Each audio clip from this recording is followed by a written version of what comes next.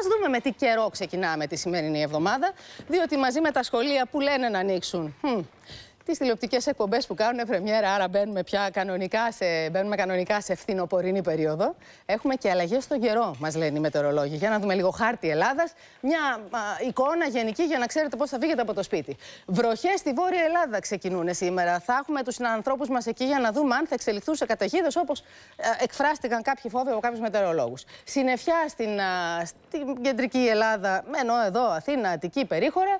Στην Πελοπόννησο επίσης βλέπουμε βροχές. Ενώ με συννεφιά θα ξυπνήσει και θα κυλήσει και η μέρα και για την Κρήτη. Τους ανέμους τους βλέπετε, 5 στο Ιόνιο, 2 μέχρι 4 στο Αιγαίο. Ας δούμε και θερμοκρασίες σε κάποιες πόλεις. Ενώ περιμένουμε από εσάς με μηνύματα να μας ενημερώσετε για το τι βλέπετε να δείχνει το θερμόμετρο του σπιτιού σας. Στην Αθήνα από 23 έως 29, στη Θεσσαλονίκη 16 με 28, ομπρέλα για διάβροχο θα βρέχει εκεί. Στα Γιάννενα 16 με 18, 22 μέχρι 23 βαθμούς θα έχει σήμερα η Πάτρα. Θα αλλάξει η κάρτα να δούμε άλλες 4 πόλεις. Αλεξανδρούπολη 20 με 25 βαθμοί, στο Ηράκλειο 23 μέχρι 29. Φλόρινα 14 με 21 και Ρόδο 23 μέχρι 26.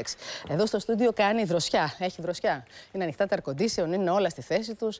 Νεκρική σιγή, ευλάβεια, όλοι στη δουλειά τους αφοσιωμένοι. Εγώ στάζω από το άγχος. Είναι φυσικό. Νομίζω ότι το έχουμε συνηθίσει τηλεθεατές και εγώ χρόνια ολόκληρα τώρα.